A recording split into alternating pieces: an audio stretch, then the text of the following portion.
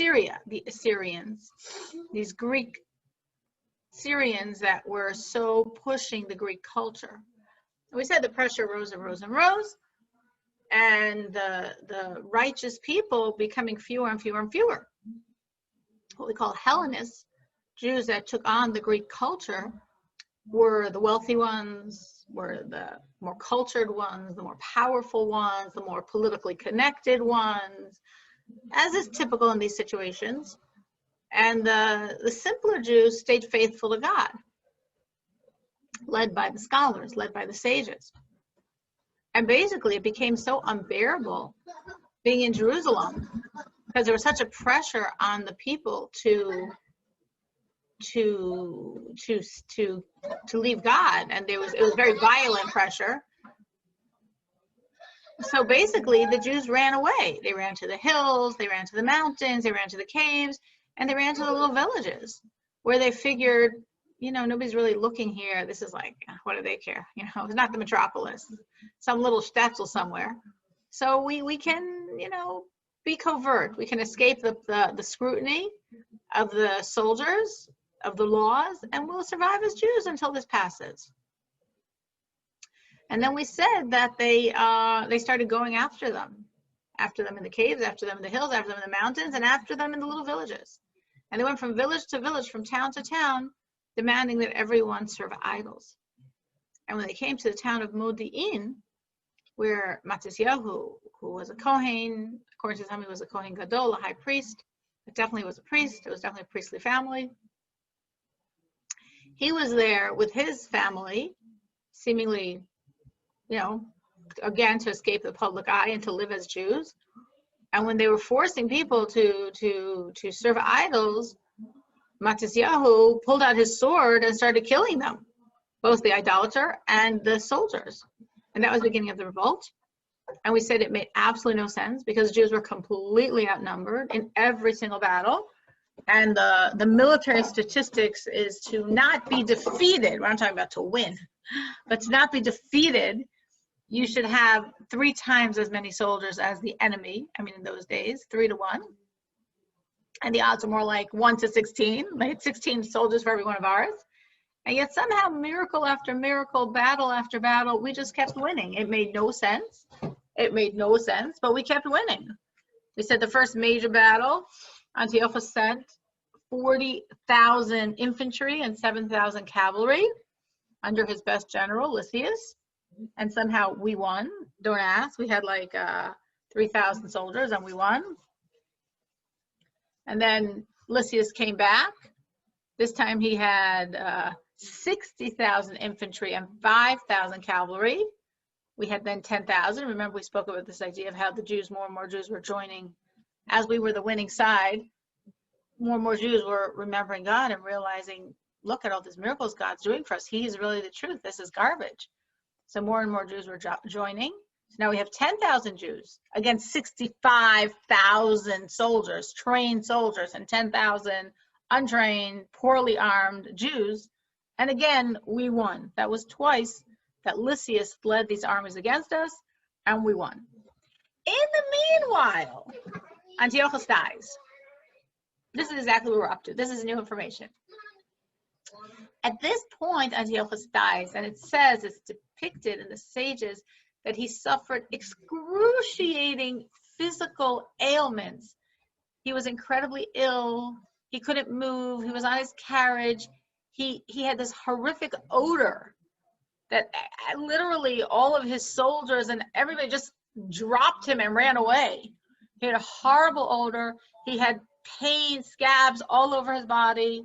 He couldn't, he was like the most unfortunate of unfortunate. He was so physically tormented with this illness, which he died of. And he recognized that this was God coming to pay him back for what he had been doing to God's people. So Antiochus is gone. So for people that know the story and know, oh, Antiochus, the wicked Antiochus was gone, and he got it in the end for sure. But that didn't take away the situation. Okay. So what happens now? Well, at this moment, now this is the historical question. There are 2 versions of the story. And again, the story doesn't change, meaning everyone agrees Yehuda Maccabee was the one, Judah Maccabee was the one that was leading the troops.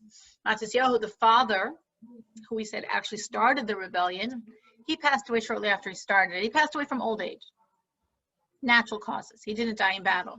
He had 5 sons. Until Israel was freed, 4 out of those 5 sons fell in battle. But Matisyahu himself did not fall in battle, but 4 of his 5 sons did, including the most famous one that we think of, Judah. Judah fell in battle. There's only 1 left at the end. So at this point, though, Judah is the leader. When Matisyahu passed away, he appointed Judah to lead the Jews, to lead the war, to lead the revolt, to lead the Jews. So here we have 2 divergent opinions. According to some historians, this is a momentous event because Antiochus died. He's in Persia, died a horrific death of excruciating pain, which he deserved every drop of it. And Lysias, who had been his main general and had tried to defeat us, brought 65,000 troops and was totally defeated by our 10,000. So Lysias went back, especially now that Antiochus died, like who's on the throne?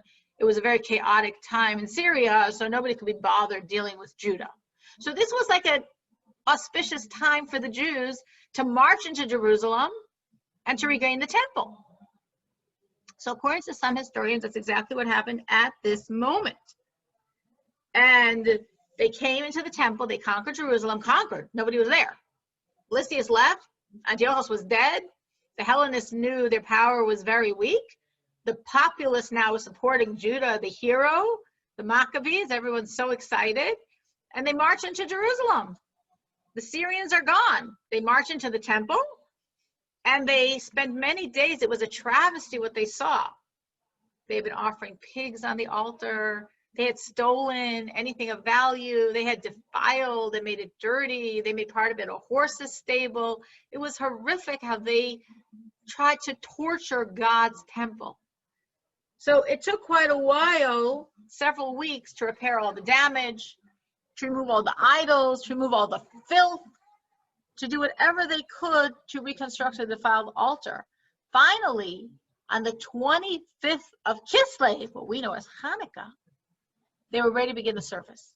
Now, 3 years earlier, on the 25th of Kislev, was the day when the Syrians took over the temple and defiled it. They offered a hog on the altar to totally disgrace it, totally defile it, make the temple a place of travesty, a place of filth, a place of defilement, and a place of idolatry. 3 years later, to the day, on the 25th of Kislev, is when we once again begin the service. Now, at this point, there was no golden menorah. The candelabra, of course, one of the services of the temple, a very important service of the high priest, was every day lighting the menorah, the candelabra, which was a golden candelabra of 7 branches. Well, the golden candelabra is gone, as everything of value that they could steal, they took. Well, that was okay. The Jews, they had a iron one. They took iron spikes, and from the iron spikes, they built a menorah. But they didn't have oil. And we all know what happened. They're searching and searching for oil. Now, why didn't they have oil? They didn't have oil because these Assyrian Greeks, their fight was against God. Their fight was against spirituality. They weren't just barbarians that didn't know what they were doing. They knew what they were doing. And they understood that the oil symbolized spirituality, that the oil symbolized holiness. That's what they were fighting. Culture, intellect, they didn't mind the Torah. The Torah is very brilliant. But the holiness, the godliness of it, that's what they minded. And therefore, deliberately, the same way they deliberately offered a pig on the altar, the same way they deliberately, they couldn't find any other stables in Jerusalem, that they made the temple a stable, they did it deliberately. There were no other altars for them to serve to their idols. They had to go to the temple to use those altars. They did it deliberately. So the same way they deliberately took every flask of oil, and the flasks had to be pure, and they had to be sealed with the seal of the high priest, that these were truly pure olive oil from the first drop of the olive That's the only oil that's allowed to be used on the menorah, on the candelabra. And they took every single one that they could find and they opened it up and defiled it. So therefore it was not usable. What they were doing wasn't just to like remove our stockpile of oil. It was to symbolize this destruction, this degradation of spirituality, of holiness, of purity. That's what the oil symbolized, and that's what they were defiling. So now the Jews come, and as I said, they spent a few weeks just, oh my gosh, they saw such travesty. They were so horrified. Like, I don't even, anything I say metaphorically is not going to envision, and I don't want to say anything bad about anyone, any possessions anyone has, but just, again, envision these people, not you, has this home, they're home for years, and they come home one day and suddenly it's trashed, it's gone, it's graffitied, it's scalped, it's cut up, it's burned, it's just defiled. Everywhere they could, they did. So here they spend these weeks putting it back in order, cleaning it up, getting out the idols, getting out the garbage, repairing the damage. This is the holiest of holiest of holiest. It became a stable. And now they're ready to service, and they're like, wait, we don't have any oil. There was the place in the temple where the oil was stored. And they checked, and every single flask was opened, which made every single flask invalidated, which was, of course, the Syrians' point. And then was a great miracle. The first great miracle was they found a flask. So some commentators say they found it under the floor. That's how the Assyrians didn't see it, because it wasn't on the shelves with all those nice, neat rows and rows and rows of oil. They're a tremendous stockpile of oil that the Assyrians defiled. Somehow they found it under the floorboards. Or was the floor, under the floor. Like in a board under the floor. And it's like, how did they even find it? How did they find it? How did the Assyrians not find it? That was the first miracle. So they were so excited. And then, of course, as we know the story, that it takes these 7 days to make new oil. So again, now you could say, well, why didn't they think of this 3 weeks before? But they weren't thinking of it. They were just like cleaning out the garbage and repairing the damage. They were doing everything. They weren't thinking, oh, let's look at the storehouse of oil. They knew they had plenty of oil. That wasn't their issue until they went to check and saw that every single flask was defiled. Well, now we want to serve God. So we found a flask of oil. Should we light the menorah? But then we're going to have to take a week break. I mean, it hasn't been lit for 3 years. So they decided, let's light it. Hasn't been lit for 3 years. We'll light it. It's a pity. Then we'll have a week where we can't light it, but we'll light it. And then as they lit it, of course we know the oil burned and burned and burned and burned and burned and lasted for the entire period of 8 days until the new oil was prepared and ready. Now this miracle was so unbelievable. Why was it so unbelievable? Because it was completely unnecessary. Meaning, God had just done for us enormous miracles, right? We're 3,000, they're 25,000, we win. We're 10,000, they're 65,000, we win. And there are many other smaller battles as well. I was just focusing on the 2 biggest ones until this point in time.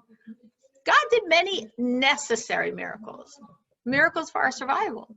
Miracles for us to survive as Jews, because we hadn't won these battles. The Assyrians would have had complete control, and they would have just done everything they could to, as they were doing, try to completely annihilate that spark of godliness. But this miracle, there was absolutely no need for it. The temple was trashed, had been trashed for 3 years. We cleaned it up. The Jews were so excited they found a flask of oil still sealed with the seal of the high priest under the floor. That was a tremendous miracle. They were very excited. And so that's it. We're going to light it, and in a week we'll be able to have plenty of fresh oil and keep lighting our menorah. And God did a miracle that had no need whatsoever. God said, you started, I'm going to keep that oil burning. And that's why this miracle is so precious. I mean, there's many reasons. But it really just shows pure love. It shows pure love. Because pure love is like It's not mandatory. It's not necessary. It's not, your survival is not contingent on it. But I love you, so I just want to do this for you. I just want to do this to show you how much I love you. Just as the Jews, to create, there was a lot of miracles from God, obviously. But the miracles from God are elicited by man. And the Jews sacrificing, fighting. We said originally when Matisyahu went out to fight, there were less than 20 soldiers on his soldiers. We're exaggerating the word soldiers. There were less than 20 people on his side. I don't remember. I should have looked up the term. It was 14, 15, 16, 13, like less than 20, I remember. Irrational, crazy, you could say stupid. Like, what was he thinking? He was just thinking, this has got to be. There is no choice. This has got to be, so it will be. That's what he was thinking. Whatever God's going to do, God's going to do. This will be. Like, sometimes we don't have to worry so much from God's end. Sometimes we go through things in life, and it's like, how in the world is God going to solve this problem? We don't have to worry about it. God's very capable. We trust God. He loves us. He's taking care of us. We can leave the details up to him. And often in our own miracles, we don't even know the details. We don't even know how it worked out. And that's fine too. It's not a problem. It's not our business. We just know it worked out. Thank you, God. So Matisyahu went to fight with under 20 men on his side. He wasn't worried about the details. He was like, we have no choice. Judaism has to survive. We have to defeat the enemy. So they have thousands of soldiers and I have like 15, whatever. And God made miracle after miracle after miracle after miracle. But all those miracles were to create the reality of the release from this oppression. Why in the world did God make this miracle? Because I love you. Because you're sacrificing. Because you're being irrational, I can be irrational also. Because you irrationally are going out to battle when it makes no sense. We said the first major battle, the odds were one of us for 16 of them. And we won. Because you're doing that. We know the history. They didn't know the history. Because you're doing that, I also want to show you love beyond what I should be showing you. Miracles beyond what I should be showing you. Because God responds to us. So as you reach out to me irrationally, not thinking logically, just putting God first, so God does the same. And he treats us also beyond reason. There's no reason for this miracle. It's an incredible nature-breaking miracle, and why am I doing it? God doesn't like to make miracles. God doesn't like to break nature. There's no reason for this miracle. It's not necessary. God says, I love you. I love you. I want to show you my love. And that's the miracle of Chanuka. It's very interesting because in the Talmud, all the details of the wars are not really mentioned. We actually know the details from 3 secular sources, not from Torah sources. We accept them. All 3 sources are consistent, and they're all sources that seemingly would not want to be writing in praise of the Jews, and they're all bringing out the same point. So we accept the truth in them, but the sages didn't go there. The sages focused on the miracle of the oil, which isn't to minimize the other miracles. It was all miracles. There's lots of different types of miracles. The miracles of the battles were incredible miracles. The miracle of the oil was a miracle that was almost like just God saying, I just love you. I just want to show my love. Here's a freebie. Here's an unnecessary, unneeded miracle that just expresses God's love for his people.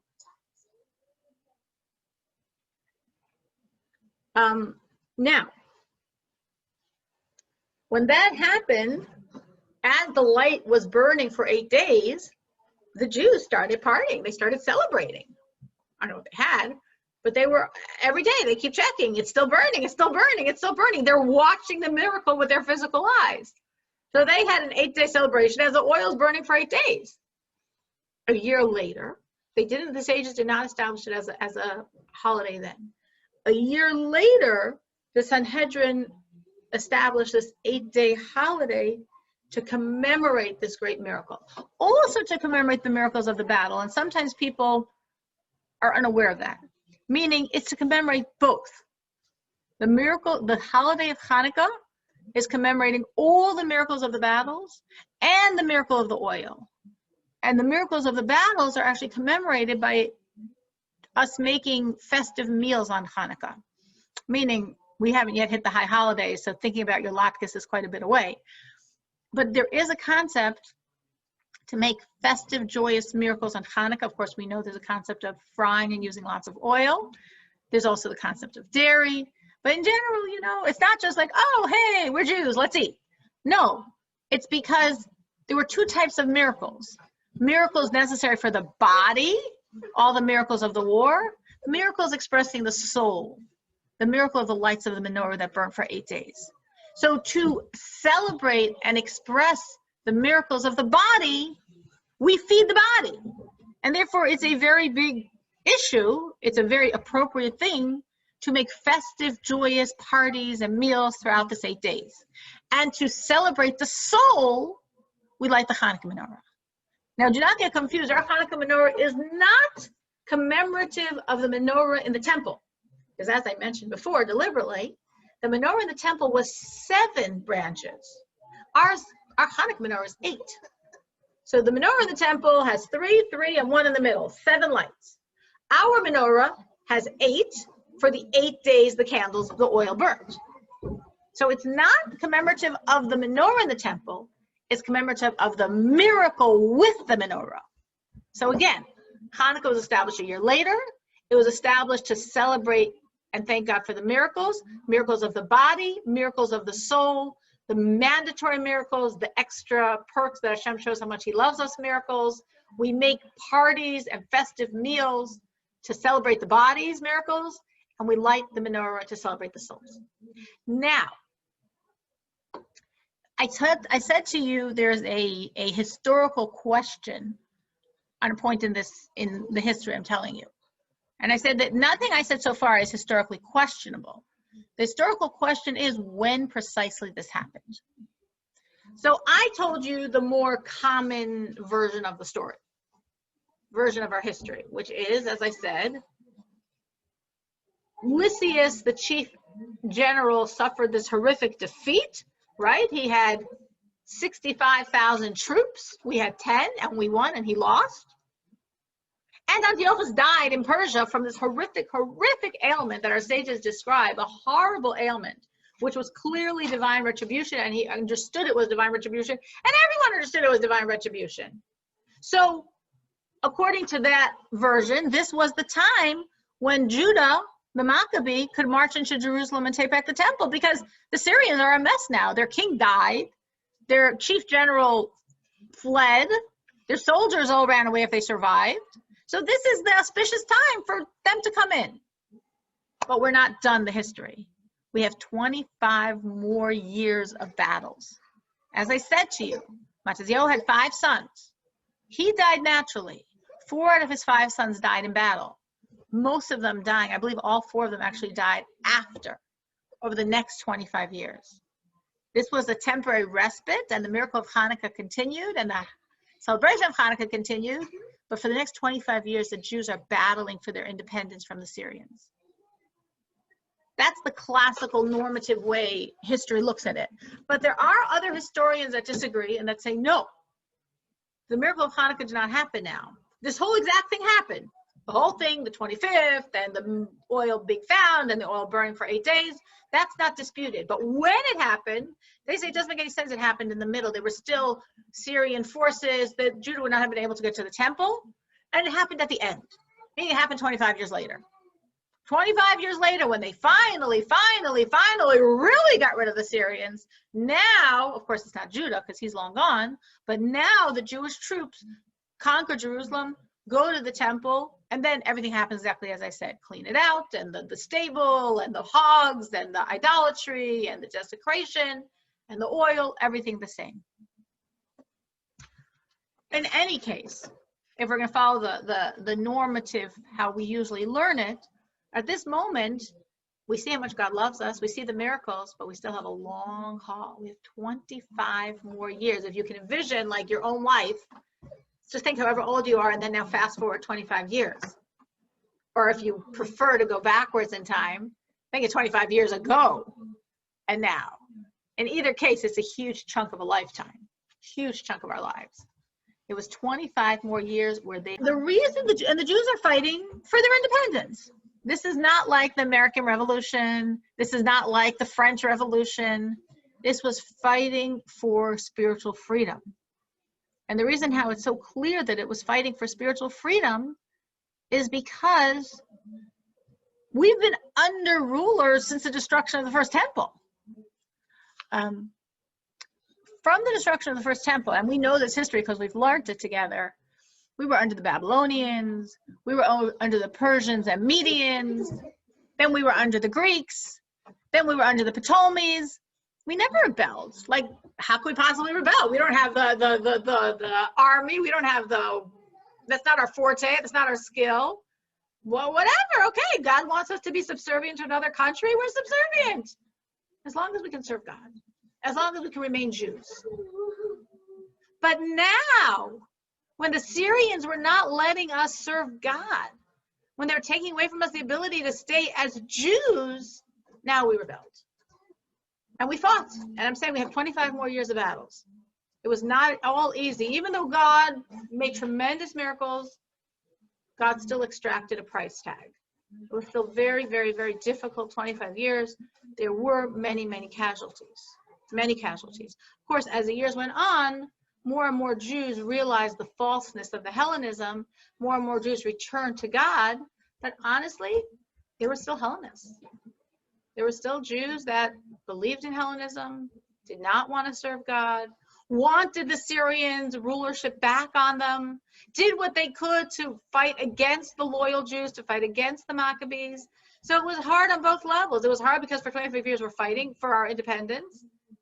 And it was hard because our own brothers were really hurting us. Our own brothers were sometimes the ones that really brought the Syrians back on us. But still the Jews persevered. They stuck to their goal. Their goal is we have to be able to serve God. And under these Syrians, we cannot serve God. And that's what it's going to take. That's what we're going to do. And after 25 years, when we did gain that independence, we had that independence until basically for about 100 years, 102 years, something like that, until the Roman power started and then we lost it again. But there was that little respite of independence, which doesn't mean it was the best time for us. But the independence was because we had to be able to serve God. And under the Syrians, they weren't letting. We couldn't.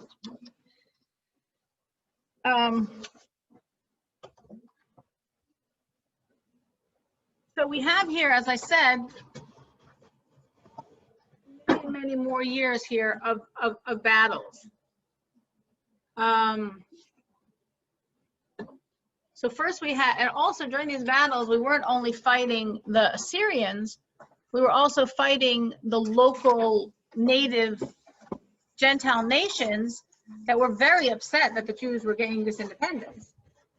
So they didn't want us to have this independence.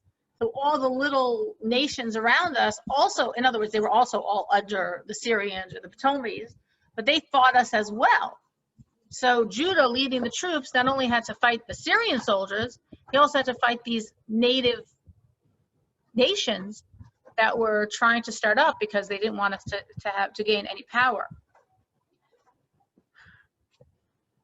So the Jews, so we have these 25 years and we're fighting battles, we're getting stronger, and then the Syrians were like, uh-oh, we've got to crush this because these Jews are getting way too powerful. Now again, we know Antiochus is gone and he suffered a horrific death, but his son had taken over. His son, the son of Antiochus Epiphanes, was Antiochus V, and he came with the chief general, we know his name, Lysias. He came with the largest army yet. He came with, for those times, it's unbelievable that the size of this army, 100,000 infantry, 20,000 cavalry, and like 32 war-trained, battle-trained elephants. Elephants were the tanks of those days. So we have 120,000 soldiers with 32 elephants designed to destroy us. And they were winning and we were losing. And they were winning and we were losing and we were being forced back. And again, assuming at this point when we already had Jerusalem, it looked like it was going to fall. It looked like this was the end. God did it before, but us, with these 120,000 soldiers and 32 elephants, we were not making it. But God, of course, had his plans. And we still believed and we still fought, even though it was, of course, a suicidal battle. And suddenly, just as we're about to lose Jerusalem, just as everything was about to be lost, a revolt happened back in Syria. And Lysias said to the king, Antiochus, who was with him, he said, we can't do this. We got to go back home. Because if we stay here and fight, we'll win, but meanwhile, we'll lose Syria. So Antiochus the fifth, the son of Antiochus Epiphanes, and Lysias, the general, go back to Syria to save the kingdom, and in doing so, save the Jews from defeat in the hands of the Syrians. So God does it one way, God does it another way. God decides we should win, 16-1 odds, we win. God decides militarily he's not going to let us win. He's going to do it a different way, maybe an even more overt way that it's the hand of God. But again, God came through and Jerusalem did not fall. And the enemy left. They ran away because they had to save Syria. But it didn't really work for them because shortly afterwards, the uncle of Antiochus executed him and Lysias, this general that's already fought us 3 times, and he took over. His name was Demetrius. Now remember, I said that unfortunately, among the Jews, the Hellenists were still trying to regain control, bring the Syrians back. The good old days when Torah's outlawed, not when the scholars are the winners. And these renegade Jewish Hellenists, they went to Demetrius. They sort of knew they couldn't go to Antiochus because Antiochus, his father died by our hands. He tried, and suddenly he almost lost his kingdom, so he wasn't going to do it again. But they went to Demetrius, and they encouraged him to come invade the Jewish people, come invade Israel. There's no reason, it makes no sense, for sure you'll win. And unfortunately, these Hellenists murdered the sages. The leader of the Jewish people, the spiritual leader, was Yossi ben Yoezer. And they murdered him as part of trying to remove the power of Torah from the Jewish people. So a new Syrian Greek general, because Lysias was executed by Demetrius, so a new Syrian Greek general, Nicanor, is coming. He doesn't come with as fantabulous an army as before. Not 120,000, but he has 35,000 soldiers. And there were 3,000 Jews that were defending Jerusalem against 35,000 soldiers. And Nicanor said, you think you're going to hold off me with 3,000 soldiers? I'm not only going to conquer Jerusalem, I'm going to destroy the temple. Like your chutzpah, your audacity, and thinking you can start up with me, your temple is going to be razed to the ground. Well, obviously, God did not allow those words to happen. And our 3,000 defeated Nicanor's 35,000. Nicanor himself was killed in the battle. And again, more battles were fought, more battles were fought, more battles were fought. But somehow, in the end, we kept, with a lot of sacrifices, not easily, but we kept winning. How did we, in the end, defeat them after 25 years of fighting? Not because we suddenly created such a massive army that they gave up their hopes. What basically happened was that the Seleucidian Empire, the Syrian Greek Empire, had so much infighting that they just couldn't afford to pay attention to us anymore. Meaning there were constantly new kings taking power, the old ones get murdered, the new ones are trying to keep their lives and their throne. There was so much infighting, so much political turmoil within the Seleucidian regime that they just couldn't deal with us. So after 25 years, they made peace with us. They said, forget it, it's your country, bye. We got our own problems, we're not dealing with you. Which obviously, again, was the hand of God to give us this independence, to give us this spiritual independence that we didn't have the fear and the threat of this foreign oppressor, and we're able to serve God. And that was the point of it all. The point of it all was to be able to serve God. There was no other reason they were doing this except to be able to serve God. At this point, so again, according to version 2 of the story, this is now when the miracle of Hanukkah happened. According to the more accepted version that I told you, the miracle of Hanukkah happened 25 years earlier. But at this point, everyone agrees on the historical dates. At this point, the war is over. This is in the year 3622. The Assyrians are gone. The Jews, for the first time since the destruction of the first temple, is an independent state, which again primarily means independent to serve God. That was the reason for everything we went through. So now we have an opportunity. Unfortunately, we did not use the opportunity well. And the first mistake was very critical. It makes perfect sense why the mistake happened. I'm not saying any of us would have done it any differently, but it was a fatal mistake. At this point, for over 25 years, the heroes of the Jews loyal to God, of those loyal to the Jewish people, has been the Maccabees. Matisyahu, this aged, perhaps high priest who starts the rebellion, his 5 valiant sons, 4 of whom by now have all fallen in battle. There's only one son left, Shimon, in the English Simon. And naturally, it was completely natural, and nobody's blaming anyone, but it was a big tragedy. The Jews turned to Simon, the last of this beloved, amazing family of self-sacrifice, family of 4 of his brothers, all of his brothers died, family that led the Jews in battles for these 26, 27, 28, how many years it's been. And they asked him to be the ruler. And unfortunately, he agreed. Now, he was righteous. He said, he did not take the title king, but he agreed to lead. Why was that a tragedy and a horrific mistake?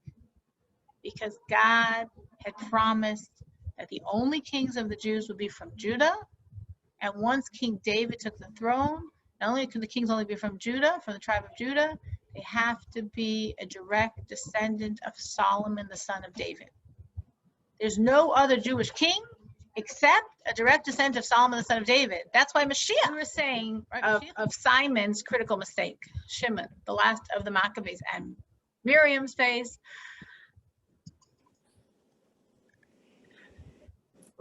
What was so horrific? Because he wasn't allowed to be king. What he should have done at that moment, after his family spent 26 some years battling for the life of the Jewish people, he should have said, whoever the person was at that time, I don't even know, but whoever was the leader of the house of David that was alive then, he's the king. But again, it's like a crazy test. Your family's been saving the Jews. Where was this guy, so to speak? Your family sacrificed. It was your father that started the revolution. Your family led the war efforts. Your family were the ones that experienced all these miracles. It's a very, very difficult challenge to assume that this person, when all the Jews are saying, now rule us, and he would say, no, we were just, filling in for so-and-so. He's really the king. Go appoint him. But that's exactly what he was supposed to have done. Now, again, he was righteous enough to understand that he's not supposed to be taking the throne. And therefore, he said, I can't be the king, because he wasn't allowed to be the king. The only person that would be allowed to be the king would be a direct descendant, a male descendant of Solomon, the son of David. So he did not take on the throne. But de facto, he was ruling the Jewish people. And Maimonides says that because of that, no, not Maimonides, actually Nachmanides says that because of that, every one of the house of the Maccabees perished. In the end, not now, later, the entire family was wiped out, which sounds so horrible when these were the people that literally they have the credit for the salvation of the Jews. But then they made this mistake, which really I think is such a strong lesson for us. And we do see this historically, and we can see this in people's lives. People are complex. There's a lot multifaceted. And in a certain way, a person could be the best person around and the savior and the most amazing person. And then something in another situation, the person doesn't do right, which doesn't take away when they were doing right. It doesn't take it away at all.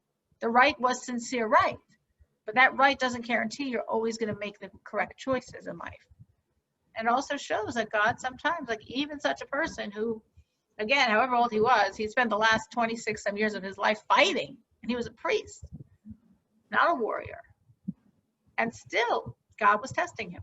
God was testing him. God was testing his family. God was, in a sense, testing the Jewish people. And we didn't pass this test. Now, I said that Simon was righteous. He was. No question of that. No one disputes it. He was righteous, though he made this fatal error. But unfortunately, for the 100-some years of the royal dynasty, it was 103 years that the Hashmona'i family ruled until the independence was lost and the Romans under Herod took over. So originally we have Simon, who was a son of Matisyahu, the priest or the high priest. He was, of course, a priest himself, and he was a very, very righteous person, as all of his brothers were very righteous. They weren't like soldiers that happened to save the Jews. They were priests that became soldiers to save the Jews. They weren't warriors. They became warriors for the cause. So he was very righteous.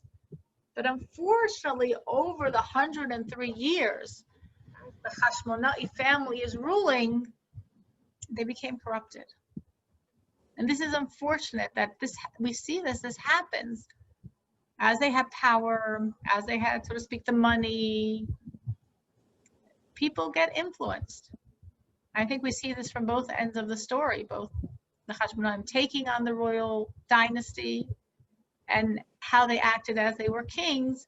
Unfortunately, it's so ironic because Matisyahu and his sons did irrational self-sacrifice to free the Jews from the Syrian pressure that was preventing Judaism.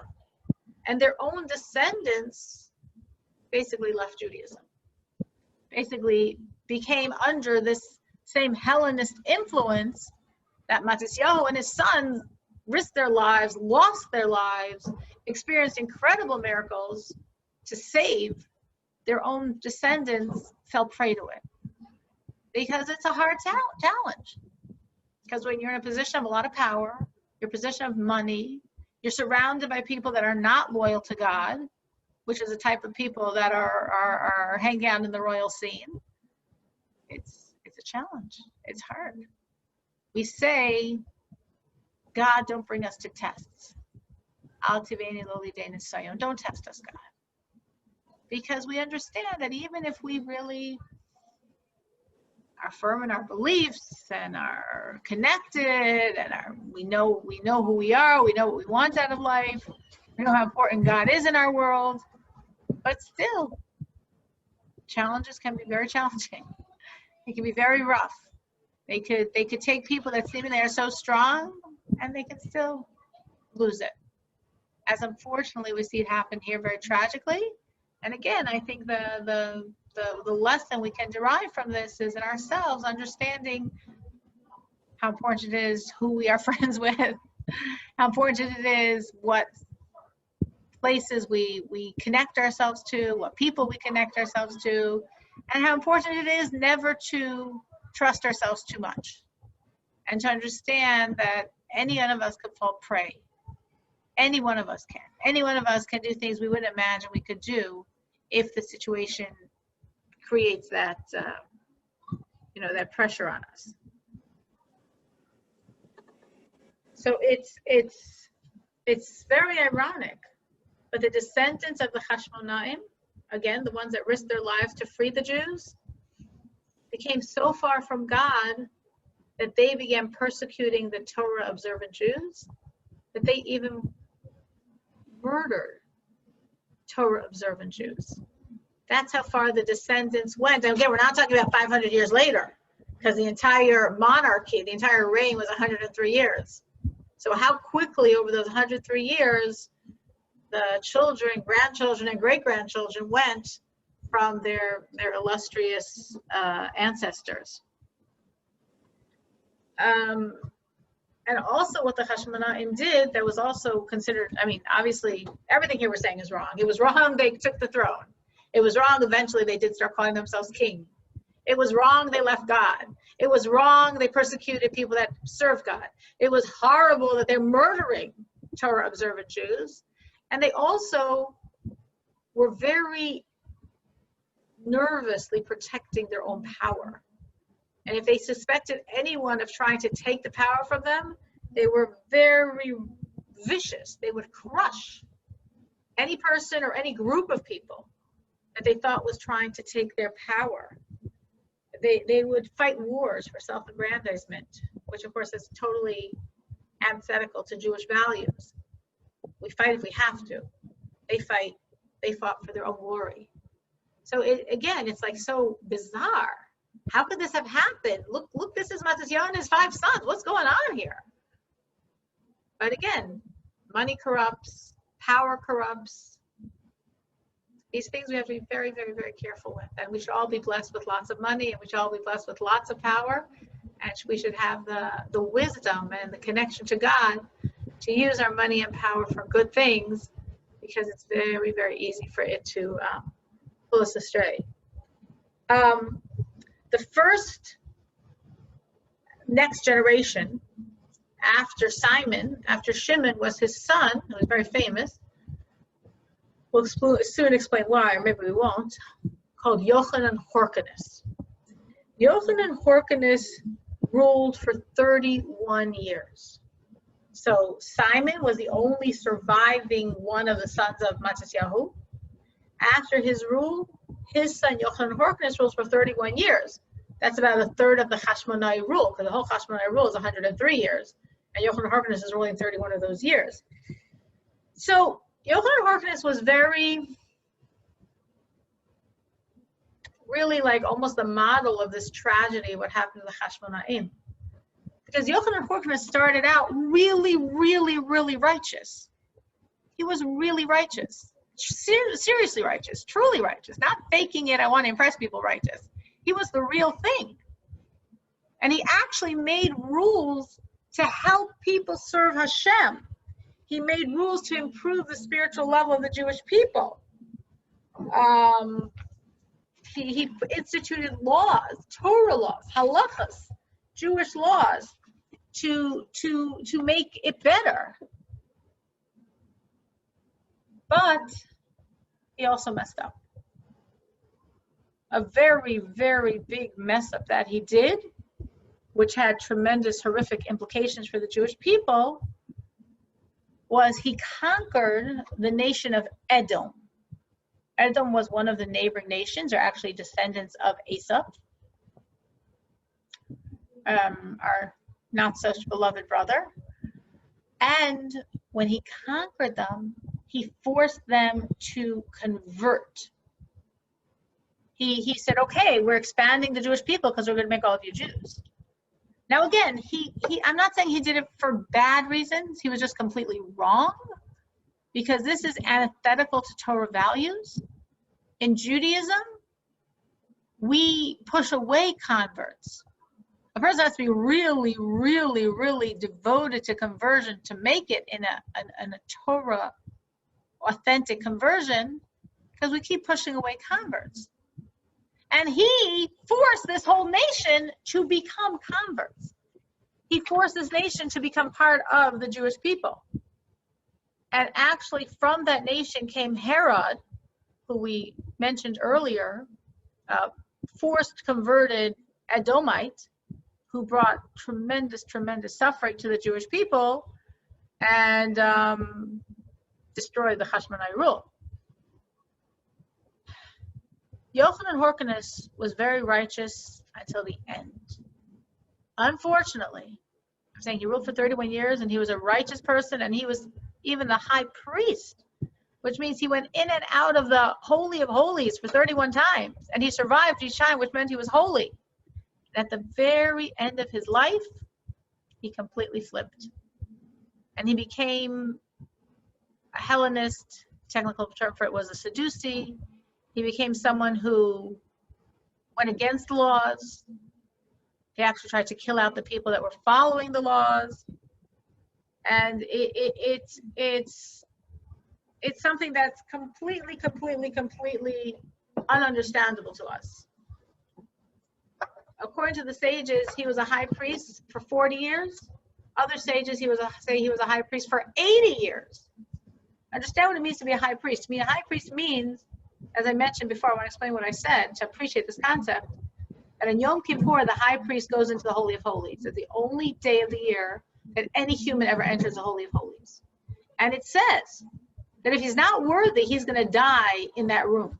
And actually, every time the high priest went in, he was attached to a rope.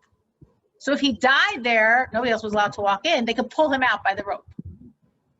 And there was a period of time, if you remember, in the beginning of the Second Temple era, where I told you that everyone wanted to be the high priest and very unworthy people were taking the job and like buying their way into power. And when they went into the Holy of Holies at Yom Kippur, they died. And he survived. According to some sages, he did it 40 times, 40 years. According to other sages, he did it 80 times. For 80 years, he went into the Holy of Holies and left alive, which means he was righteous. And at the very end of his life, he became influenced by all these people that hung around the palace, that hung around the royal scene, all these rich and powerful people that had abandoned God, and they messed up his brain. They turned him away. And after his whole life serving God so loyally and faithfully and literally enacting laws to help people serve God, he became someone that did not serve God and that persecuted people that were serving God. And literally sages fled so they shouldn't be harmed by him in his desire to harm the people that were serving God, which is ununderstandable, completely inexplicable. And he is actually the person the sages was the model the sages give for a very famous statement of the sages: do not believe in yourself until the day of your death. Because even if you've been very righteous and served God for years, can't compare to him.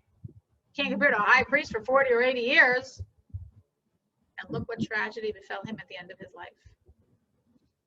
So however good we are, however connected to God we are, we always need to keep focused. Don't take it for granted. Keep working, keep pushing, keep trying more, because anyone's susceptible. Anyone is susceptible. All right.